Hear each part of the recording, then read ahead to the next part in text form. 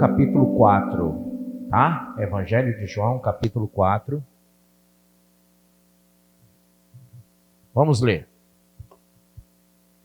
Quando, pois, o Senhor veio a saber que os fariseus tinham ouvido dizer que ele, Jesus, fazia e batizava mais discípulos que João, se bem que Jesus mesmo não batizava e sim os seus discípulos, deixou a Judeia, retirando-se outra vez para a Galileia.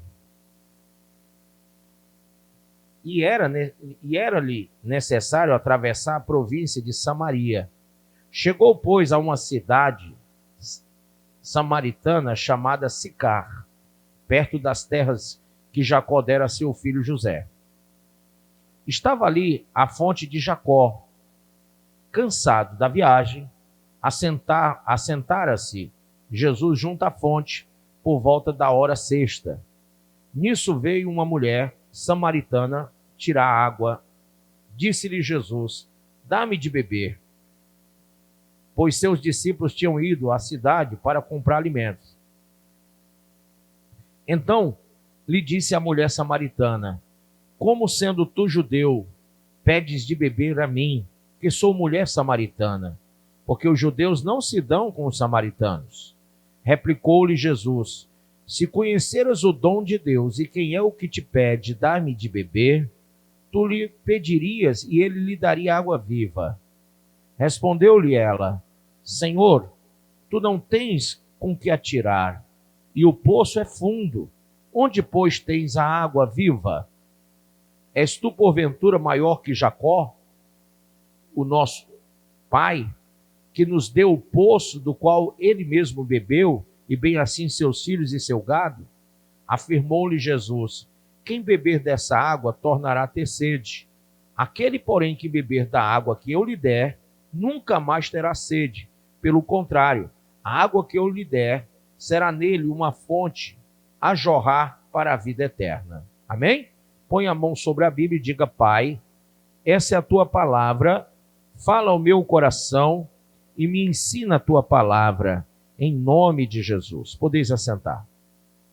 Em vários setores dentro do nosso pensamento humano, e é interessante que essa mulher, ela todos os dias ia àquele lugar beber da água porque tinha sede. Sede humana. Você pode dizer isso? Sede humana? Necessidade humana. Aí ela encontra Jesus, que humanamente falando estava ali, fisicamente falando, e ele pede a ela de beber daquela água. E ela declara uma situação que era social, era um problema social da época. Os judeus e os samaritanos não se davam, pelo fato de que samaritanos eram uma conjuntura de nações, de povos, que haviam, digamos assim, se misturado. Não era o judeu, não era o povo de Israel, sabe, puro. Não, eram várias, é uma miscigenação das raças, de povos, de nações, de línguas diferentes que se uniram, se formaram em famílias. E aí, como houve essa mistura, esse hibridismo, então foram chamados de samaritanos, tinha a cidade de Samaria, né? E eles eram chamados samaritanos e eram distinguidos daqueles que eram de descendência abrâmica, que era chamado povo de Deus, povo de Israel. Por quê? Porque esses eram puros e esses eram misturados. Mais ou menos isso, tá? Mas a título de informação, você vê Jesus declarar a posterior, você vai ver no verso 15, 16, 17, 18, que ela fala da vida pessoal dela, contando que ela teve 5 maridos, e ela se diz: olha, eu não estou com meu marido. E ele disse: bem disseste, porque tiveste 5, e esse não é teu marido, o 6º, né? Ela conta então de uma situação pessoal, e a gente começa a perceber que essa mulher, ela não tinha só necessidade da água do poço de Jacó, aquela água que saciava a sede humana, mas ela tinha muito mais sede da água espiritual. E Jesus, quando interpela ela, ele vai olhar e vai ver nela a sede espiritual daquela mulher. ele vai perceber dentro dela toda uma situação de vazio. E a gente pode perceber o vazio dela porque vários relacionamentos desfeitos, irmãos. Ela não conseguia se firmar em nenhum relacionamento.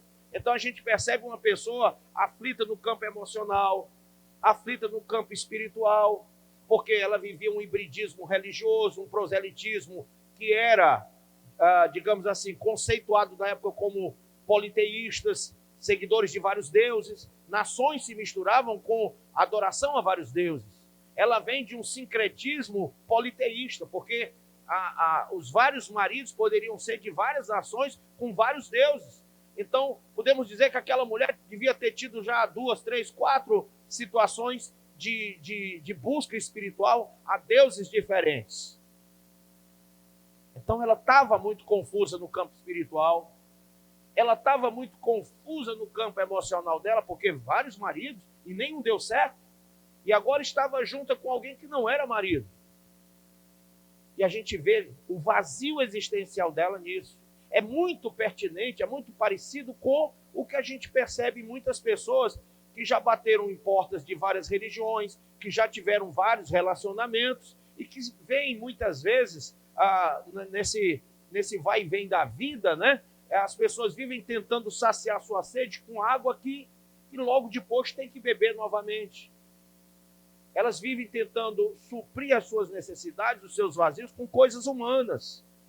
E aí a gente tem que perceber quantas coisas humanas, às vezes, dentro do nosso pensamento humano, a gente pode albergar para a nossa vida, trazer para nós como se fosse aquilo que fosse saciar, que fosse preencher. A maioria das pessoas com quem eu converso, elas dizem: bispo, eu sinto um vazio, eu vim à igreja porque eu não estou me sentindo bem, eu estou me sentindo vazio. E aí eu já bebi, eu já fumei, eu já me droguei, eu já me prostituí, eu já adulterei, eu já forniquei, eu já isso, eu já aquilo, mas eu continuo vazio. As águas da vida não saciaram. E é por isso que Jesus olha para ela e diz assim: eu tenho uma água, e essa água viva vai saciar a tua sede.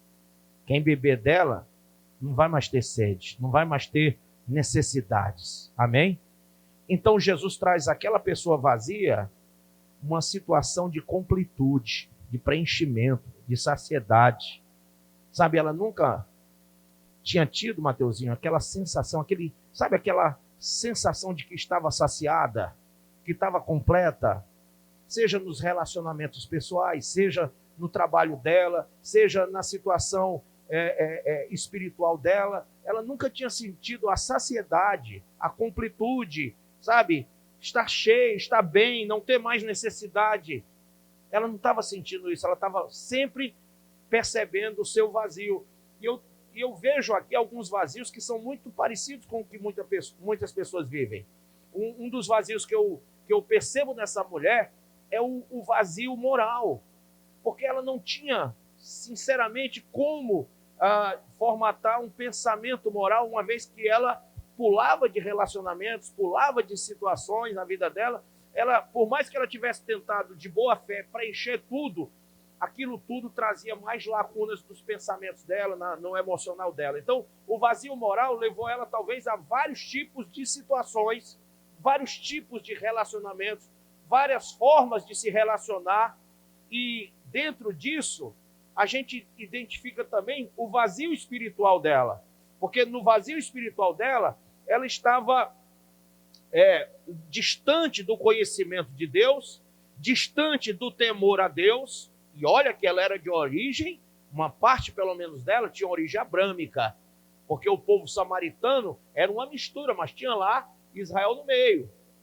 Então ela cria no Deus, é tanto que ela estava no poço de Jacó, bebendo da água que Jacó bebeu e deu para os seus filhos e para os seus animais. Ela tinha essa visão espiritual de Abraão, de Isaac, de Jacó, do Deus Criador, mas ela também vivia todo um conceito de espiritual de várias religiões que foram sendo colocadas, que foi sendo engendrado na mente dela pelos vários deuses, pelas várias religiões dos vários povos que fizeram o povo samaritano. Aí imagina você uma coisa: ela olha sem conhecimento de Deus e não identifica Deus. Jesus disse um dia: quem vê a mim, vê o Pai. Quem a mim me conhece, conhece o Pai. Mas ela não conhecia Deus, por isso ela olha para Jesus e vê um estranho. Segunda coisa, ela não tem temor. Ela simplesmente diz: olha, como é que você, sendo judeu, pede a mim, mulher samaritana, sabendo que judeus e samaritanos não se dão? Temor, ele se destaca por 3 coisas: obediência, honra e respeito. E você acha que naquela hora que ele pediu, ela estava sendo obediente em negar, em não dar, em não entregar daquela água? Ela não estava tendo honra, nem estava tendo respeito, porque, bem da verdade, ela não tinha temor. Era outro vazio dela. Ela não conhecia o temor, que é princípio de sabedoria. Terceira coisa, ela não tinha fé. Uma fé convicta, uma fé que ia fazer dela uma mulher espiritualizada para que ela buscasse de forma correta o caminho correto. Quando a gente vê Jesus falar lá em João 14,6, eu sou o caminho, o que mais? A verdade e a vida. Ele não estava só conceituando o nosso caminho espiritual. Para quem não sabe, quem já ouviu falar do Talmud? Já ouviu falar? No Talmud, que é um livro de estudos judaicos, no Talmud, eles falam de 3 portas do templo, o antigo templo erguido por Salomão, e também 3 aberturas do antigo tabernáculo erguido no deserto. Essas 3 aberturas, ou essas 3 portas, davam para o local Santo dos Santos. E sabe como era o nome das portas? A primeira se chamava Caminho, a segunda se chamava Verdade e a terceira Vida. Quando Jesus diz que ninguém vai ao Pai, lá no Santo dos Santos, ele fala com os judeus, identificando ao judeu o pensamento judaico. Vocês sempre vão até a porta, vocês nunca entram. Mas eu sou a porta, e quem entrar vai achar pastagem. Eu sou a porta do caminho, eu sou a porta da verdade, e eu sou a porta da vida. Quem quiser ir até Deus, vai vir por mim. Amém?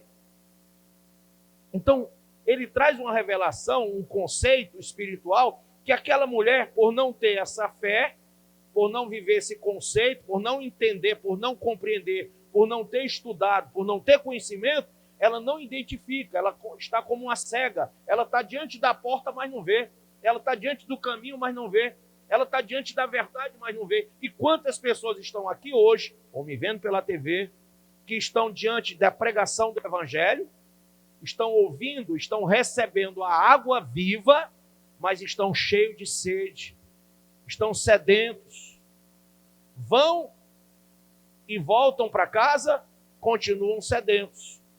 E por que uma pessoa que vai à igreja, vai para casa, e vai para a igreja, e vai para casa, continua sedento? Se Jesus prometeu que saciaria a sede. O fato é que enquanto você ainda estiver buscando da água do mundo, você vai continuar tendo sede.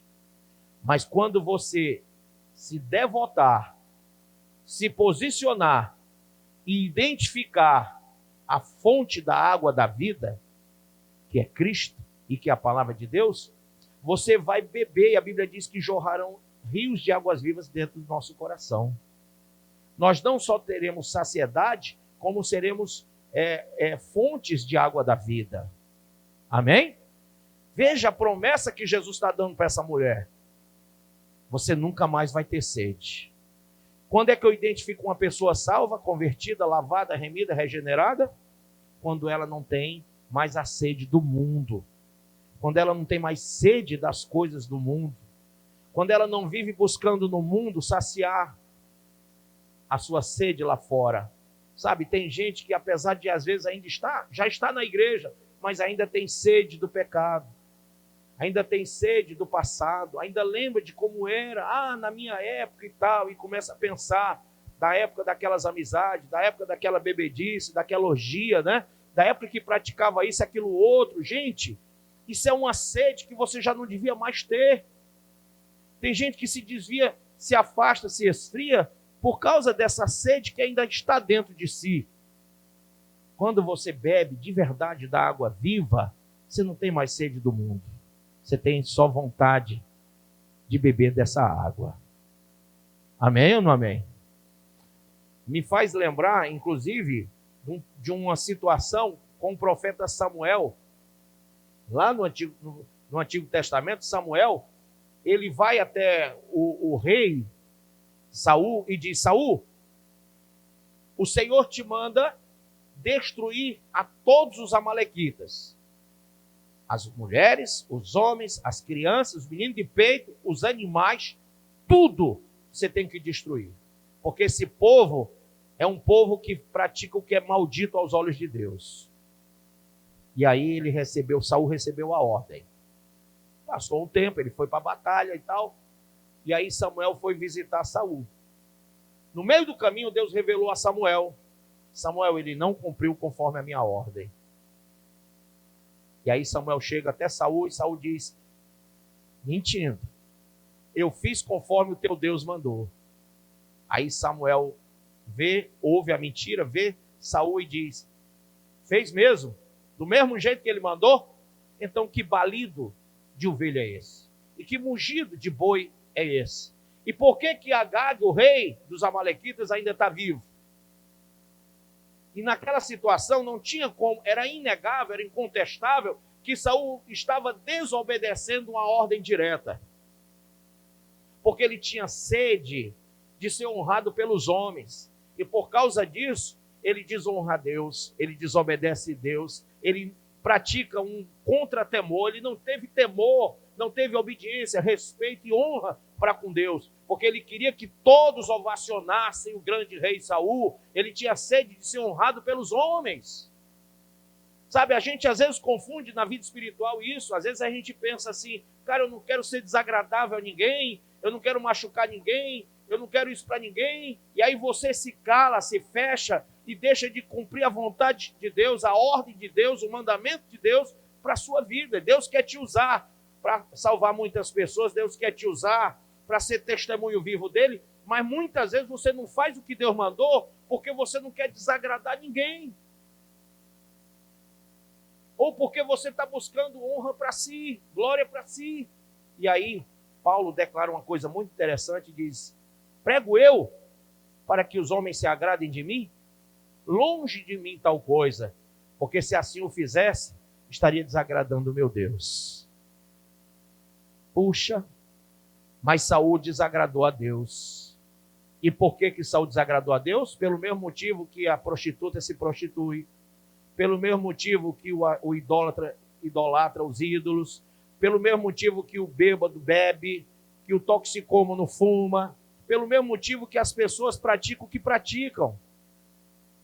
Elas têm uma visão de ego, uma visão pessoal, elas querem agradar a si mesmas, querem agradar quem está ao seu redor e não entendem que tem que agradar em primeiro lugar a Deus. Amém? Então eu observo dentro daquela mulher o que eu observo em muita gente: o vazio moral, que eu já falei, o vazio espiritual, que eu também já disse, e faltava nela não só fé, amor também. Faltava amor. Ela não tinha amor a Deus. Quer que eu prove isso? Olha a situação deplorável que ela estava vivendo.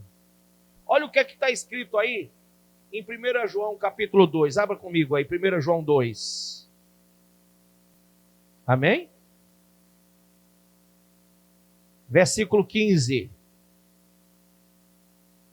1 João 2, verso 15. Olha o que diz. Não ameis o mundo. Não ameis o quê?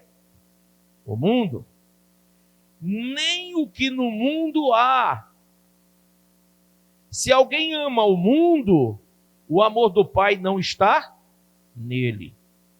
Porque tudo que há no mundo, a concupiscência da carne, a concupiscência dos olhos e a soberba da vida, não é do Pai, mas do mundo. O mundo passa, a sua concupiscência, mas aquele que faz a vontade de Deus permanece para sempre.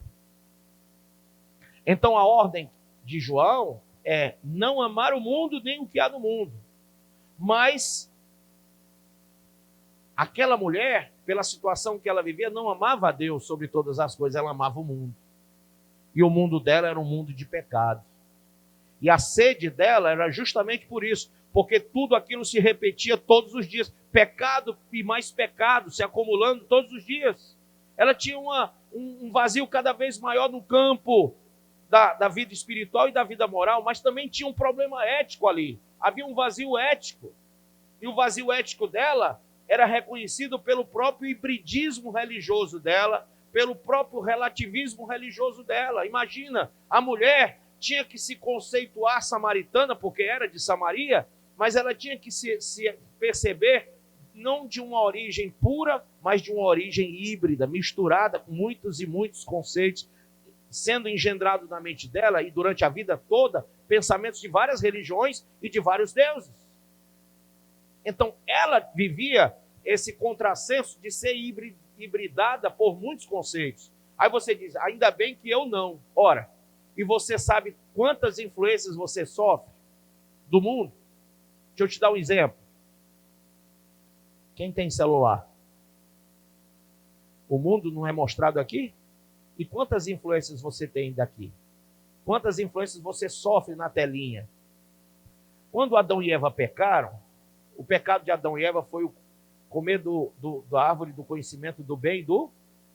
E o que é que você tem no celular? O bem e o mal. Não é verdade? Alguns dizem assim, não, mas eu pego só o bem, o mal eu não pego não. Como que não pega? Claro que pega. Vem tudo. E é interessante que a gente tem que lembrar que Satanás não pegou o conhecimento do bem e do mal só lá no Éden, não. Ele continua oferecendo a cada um de nós. E agora com uma rapidez maior. Quando você vai comprar seu celular, o que é que você diz? Eu quero mais rápido, o mais potente, o que me traz mais informação, o que guarda mais memória. Você quer tudo mais. E quanto mais você empreende valores para ter um celular mais moderno, mais cheio disso e daquilo outro, mais tecnológico, você tem mais informações do bem e do mal. Isso tem corrompido mais a tua alma. Nós vemos uma sociedade doente. Nunca, e quem está comigo aqui, que me conhece há muitos anos, sabe disso, eu nunca vi uma sociedade tão adoecida como a nossa. Rapaz, é criança perturbada, sim ou não? Adultos perturbados. Aí eu vi uma reportagem essa semana que tem gente que passa 12 horas na tela. Sendo entrevistado na rua, quanto tempo você passa no celular? 4, 5 horas, outro 6, 7 horas. Aí teve um que diz 12 horas. Até andando na rua, o pessoal está aqui com o celular na mão, vai almoçar com o celular na mão, vai jantar com o celular na mão, não tem mais nem comunhão com a família. Agora deixa eu dizer uma coisa para vocês. 12 horas no celular. 2 horas para se alimentar pelo menos. 2 horas para praticar o higiene pessoal. 6 horas para dormir. Qual o tempo que tem para buscar Deus? Já acabou. O dia já acabou. Ou seja, o conhecimento do bem e do mal continua tomando o lugar de Deus, tomando a honra de Deus, tomando o respeito a Deus, tomando a obediência a Deus. As pessoas continuam sendo hibridadas com várias filosofias, com vários pensamentos, com várias coisas que Satanás tem lançado para que elas não sejam puras. Não tem uma origem pura. E que origem pura é essa? A Bíblia diz que só os puros verão a Deus. Então, porque só os puros e só os santos verão a Deus, Satanás está investindo para você ser impuro, para você viver um conceito híbrido religioso, para você ser proselitado por ideologias, por pensamentos de uma teologia liberal que permite você praticar o pecado. Não, mas Deus te ama e sabe muito bem que é uma necessidade sua, mas Ele não vai tirar de você a salvação. Não vai, porque Deus te ama e Ele te permite esse pecado. Ele vai te deixar viver essa situação, porque Ele conhece o teu sentimento, Ele sabe a tua necessidade. Gente, para com isso. O pior mentiroso é o que mente para si. O que pode justificar o pecado? Romanos 6,23 diz que o salário do pecado é o quê? Morte. Tem 4 coisas que podem trazer salvação. Diga: graça, justificação, redenção e santificação. Isso tudo é uma necessidade minha, não é de Deus. É minha e sua. Nós temos que entender que quando é dito lá no texto de Efésios, pela graça de Deus sois salvos, diz que é mediante a fé. Diz que não é de obra, mas é mediante a fé. Só que Tiago 1 diz que fé sem obra é morta. Então eu tenho que entender que a graça, quando ela vem na minha vida para me salvar, ela me faz ter uma fé com obras e não uma fé sem obras. E que obras são essas? São sociais? Ou são obras de renúncia do pecado? São obras nas quais eu me declaro já saciado por Deus. Já não tenho mais fome do mundo, sede do mundo, renuncio o pecado, renuncio a mim mesmo para servir o Senhor. Amém ou não amém? Abra, por favor, para a gente ver esse pensamento em Tito, capítulo 2, verso 11. Tito 2, 11.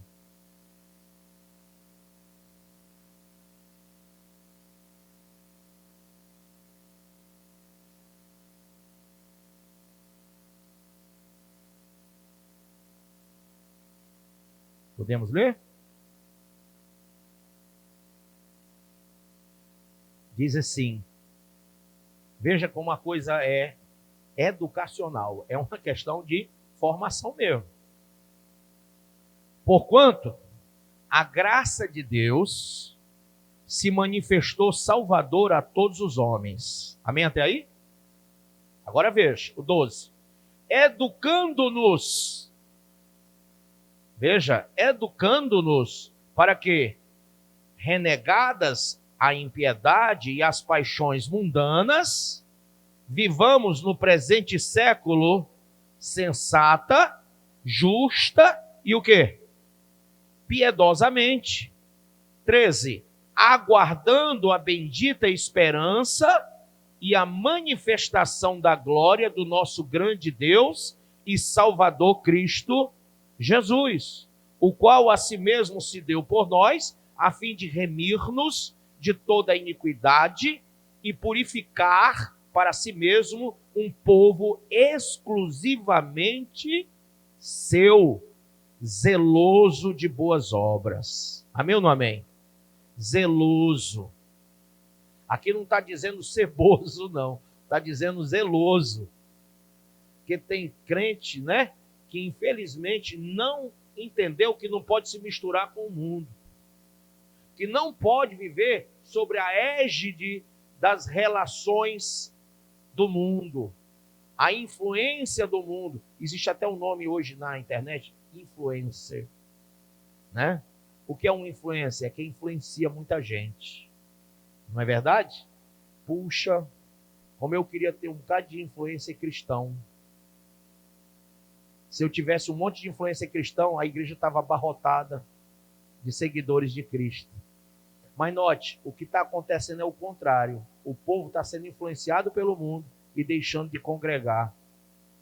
Sim ou não? Hebreus 9, 27 diz que após a morte segue o juízo. Hebreus 10, 25 a 26 diz o quê? Não deixemos de congregar como é costume de alguns. Antes, quanto mais vede que o dia se aproxima, admoestai uns aos outros. Amém? Veja que o dia se aproxima e muita gente deixou de congregar. Por quê?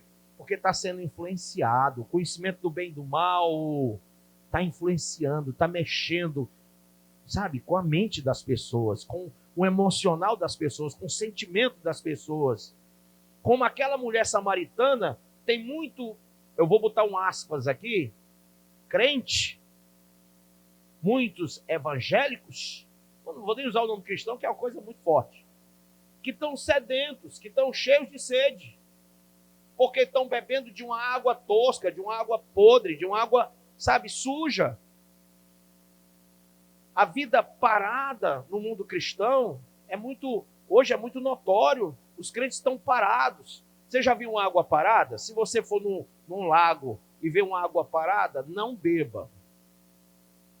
Porque uma água parada é cheia de impureza. Ela é doentia. Agora, quando você vai no rio que vê ele assim, ó, fluindo, pode meter a mão e beber, porque a água que flui é água limpa. Crente parado é sujo. Crente que flui no Espírito, que flui na palavra, que flui na fé, é purificado, é santificado, é regenerado. Então, esses 4 pilares da salvação, que é a graça, justificação, redenção e santificação, isso acontece com o crente em movimento de fé e não com o crente parado. E o que é que nos para? O que é que nos impede de prosseguir? De seguir para o alto, para a soberana vocação? É que nós temos que olhar para o alvo que é Cristo. Nós temos que amar mais a Cristo.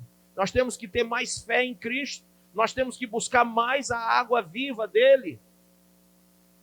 E devemos deixar para trás o que para trás já devia ter ficado. Paulo disse lá na carta, aos Filipenses: esquecendo-me das coisas que para trás ficam, prossigo para o alvo. Então tem coisas que você já devia ter esquecido. Se você ainda tem sede da prostituição, da impureza, da lascívia, ainda tem aquela coisa de ser tentado pelas coisas do passado, então, irmão, você ainda tem sede de trás. Você ainda não deixou elas. Ainda tem balido de ovelha, bugido de boi, ainda gaga está vivo na sua vida. Ainda tem mundo aí. Então você deixou o mundo, mas o mundo não lhe deixou. Você saiu do mundo, mas o mundo está dentro de você. E a prova disso é que você ainda tem sede do mundo. No dia que você não tiver mais sede do mundo e disser: rapaz, a minha sede é só de Deus. Pois um dia nos teus átrios vale mais do que 1000. Prefiro estar à porta da casa do meu Deus a permanecer nas tendas da perversidade. Rapaz, quando um crente chega para mim e vem com convicção total, rapaz, para mim vale mais um dia no átrio de Deus do que 1000 dias em qualquer parte do mundo. Eu prefiro estar à porta da casa de Deus do que dentro da tenda da iniquidade, do pecado. Esse daí já bebeu da água viva, esse aí está saciado. Esse não tem mais vontade de nada do mundo não, porque ele prefere sentar ali na porta do que ir para qualquer canto. Ele prefere estar aqui dentro do que em qualquer parte. Nada mais tem valor para ele lá fora. O que tem valor para ele está aqui dentro. Amém? Essa mulher, se ela bebeu da água viva que ele deu ali, porque ele estava dando para ela aquela água, essa palavra é água. Essa que eu estou falando com você é água viva. Se ela realmente bebeu, porque ouvir é uma coisa, entender é outra e viver é outra. Se ela bebeu, a partir dali ela foi salva. Se você beber hoje, a partir de hoje você é salvo. Amém? Agora, lembre-se, a salvação, ela envolve, e aí os irmãos vão repetir para mim isso, 3 processos fundamentais. O primeiro processo é o quê? Arrependimento. E o arrependimento vem junto com a renúncia. Quando eu me arrependo de verdade, eu sou... Sangue faz o que comigo? Remido. Amém? Eu sou remido pelo sangue. Depois eu tenho que entrar num processo ainda da salvação. Eu tenho que continuar o processo, que é chamado regeneração. Regeneração acontece num dia? Mudança de caráter acontece de uma vez só? Você às vezes trabalha num filho a vida todinha e o filho ainda não deu gosto. Então, o processo de regeneração do caráter. Isso é um trabalho custoso, é um investimento pesado, é dia a dia, é suor.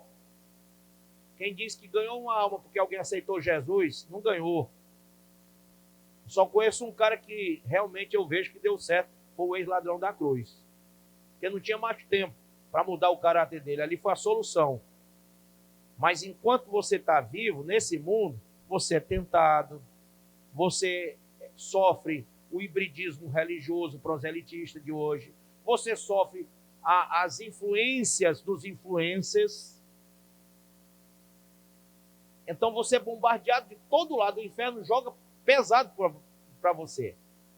Então pense comigo, dentro dessa situação de ataques constantes, você tem que estar investindo na sua alma para ser regenerado. No seu caráter, para ser regenerado. Em terceiro ponto, você, para ser salvo, você vai ter que subir. Como é o nome disso? Redenção. A redenção, ela acontece quando eu me entrego a Cristo, porque ele veio para realmente tirar das trevas para luz. Mas nós sabemos, segundo a carta de 1 Tessalonicenses 4, verso 16, 17 e 18, que um dia nós subiremos aos ares. Isso também é chamado de redenção, porque a Bíblia diz que teremos um corpo glorificado por Deus. Receberemos um corpo novo. E vamos nos unir com ele lá nas nuvens. E de lá, ó, tribunal e também o quê? Boda do Cordeiro. A redenção vai acontecer. Mas ela começa a acontecer aqui. Eu começo a ser transformado aqui. Até que a gente tenha a perfeita varonilidade de Cristo, a estatura de varão perfeito, que é a dele, eu tenho que ser trabalhado aqui. Quem é que trabalha em mim? Primeiro, eu, que tenho que querer. Segundo, eu tenho que receber o Espírito Santo para que ele me convença do pecado, da justiça e do juízo todo dia. Por que as misericórdias do Senhor estão a cada manhã? Porque todos os dias eu busco a sua misericórdia.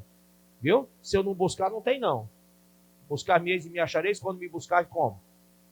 Todo o coração. Então a redenção, ela acontece todo dia. A regeneração, todo dia. A purificação, todo dia. A santificação, todo dia. A consagração, todo dia. Aliás, qual é a diferença de santo e consagrado? Santo é separado e consagrado é o quê? Vamos lá para Belsazar?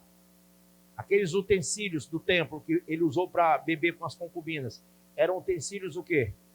Consagrados. Então eram vasos, utensílios que eram santos, porque eram separados, mas também eram consagrados porque eram utilizados apenas para o templo, para as coisas do templo, para adoração a Deus.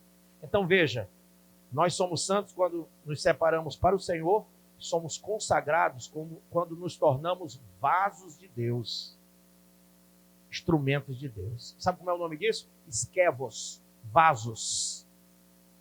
Nós temos que ser esquevos, vasos. Aí eu sou consagrado. Se eu estou na igreja, não, eu não estou mais no mundo, eu estou aqui, estou me separando do mundo e tal, divórcio total do mundo, beleza. Você é santo porque se separou do mundo para Deus. Mas você só vai ser consagrado se você começar a ser utensílio dele.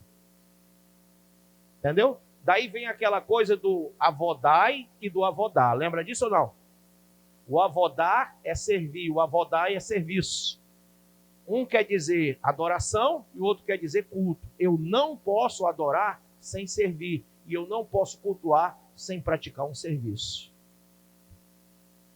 Aquela mulher recebeu essa água. E eu creio, o texto não fala, mas eu creio que a partir dali ela foi adorar verdadeiramente ao Deus vivo.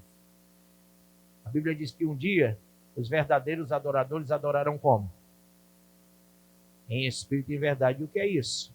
Espírito quer dizer de acordo com aquilo que o Espírito nos revela pela palavra. E verdade é a manifestação viva da palavra por meio do Espírito. Vendo? Entenderam isso? Quem entendeu, levanta a mão. Fique de pé em nome de Jesus.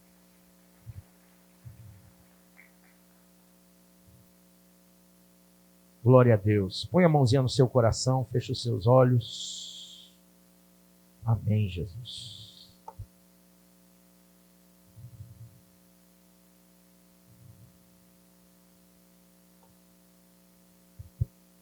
Irmão, que esse não seja mais um culto na tua vida, porque o culto verdadeiro é aquele que nós servimos ao Senhor, praticamos o serviço de servir a Ele. E aqui hoje, você tem que prestar um serviço muito grande. Você tem que entregar tudo que Ele mandou você entregar essa noite. A sua alma, o seu corpo e o seu espírito. Amém? Quem lembra que Paulo declarou que da seguinte forma, e aí eu vou puxar dentro da historicidade da coisa. Há 350, 400 anos antes de Cristo, um cara da Grécia chamado Antíoco Epifânio, ele entrou no templo erguido por Zorobabel, o templo que foi derrubado, depois foi reerguido, na época de Neemias, e lá ele pegou e sangrou porco no local sagrado, o Santo dos Santos. Ele profanou o templo. Ele é conhecido na história como um tipo de anticristo. Antíoco Epifânio. Nós esperamos que venha a tribulação, a igreja vai ser arrebatada e venha a tribulação. Quem vai se manifestar como líder mundial? O anticristo. E conta a Bíblia que ele vai profanar o terceiro templo. Antíoco Epifânio profanou o segundo. E ele vai profanar o terceiro. Só, irmãos, que o anticristo e o Epifânio, lá o Antíoco Epifânio, são chamados de anticristo. Ele, o tipo de anticristo, e o outro anticristo mesmo. Só que Paulo disse assim, já existem muitos anticristos no nosso meio. E eu era meninão na fé, sabe? Eu dizia, como assim? Se o anticristo ainda não veio? Como é que tem um bocado de anticristo no nosso meio? Dá para entender um negócio desse? Dá para entender, Mateuzinho? Como? Dá, Marcinho? Não, né? Pois deixa eu falar uma coisa para vocês, tá? Só que a ficha só caiu com conhecimento, viu? Foi demorado. Ralei, até entender a seguinte coisa. Vós sois o quê? Templo e morada de quem? Templo e morada do Espírito Santo? Na carta aos Coríntios, Paulo diz que quem pecar contra o seu corpo, profana o templo. Então, todo aquele que pratica o pecado no corpo, está profanando o templo que é você mesmo. Você é templo e morada do Espírito Santo. Você é para ser santo, separado, consagrado. Aí você pega seu corpo e usa para o pecado. Então você é um anticristo e não um cristão. Rapaz, que verdade mais dura, viu? A pessoa está na igreja querendo ser cristão e pega o corpo e vai para a prostituição, e vai para a lascívia, e vai para a idolatria. Sabe, usa uma roupa imoral, indecente, age de uma forma, fala bobagem, mente, rouba. Está profanando o templo. Não se engane com a religião, não. No latim é religare, tá? Que quer dizer religar. Até hoje, o que está lá no latim também, o pomus, que é o fruto redondo, ainda é oferecido aos homens, o fruto do pecado. Você está agora profanando o seu templo, o templo do Espírito, que é você. A coisa é tão séria que você pode perder a salvação se destruir o templo. Quem se mata perde a salvação. A coisa é tão séria que se você profanar o Espírito, ou seja, aquele que comete apostasia, também perde salvação. Você não pode desonrar o Espírito Santo, nem o corpo, que é templo, e nem o Espírito que está dentro do corpo. Não pode. E a outra coisa que faz perder salvação, falta de perdão. Porque templo é lugar de misericórdia. Quem é templo do Espírito é misericordioso. Se você não perdoar quem vê, não será perdoado por aquele que você não vê. Então, perdão, 70 vezes 7, todo dia é. Porque você é templo, você é Betesda, lugar de misericórdia. Amém? Então você não pode profanar o seu corpo mais. Se você está no pecado, saia dele. Se você tinha sede do mundo, irmão, vem beber da água da vida essa noite. A água viva está aqui, jorrando. Amém? Enquanto a gente louva, quem quiser entregar sua alma a Cristo, vem aqui na frente. Quem quiser beber dessa água, orar pela sua alma, tá bom? Amém?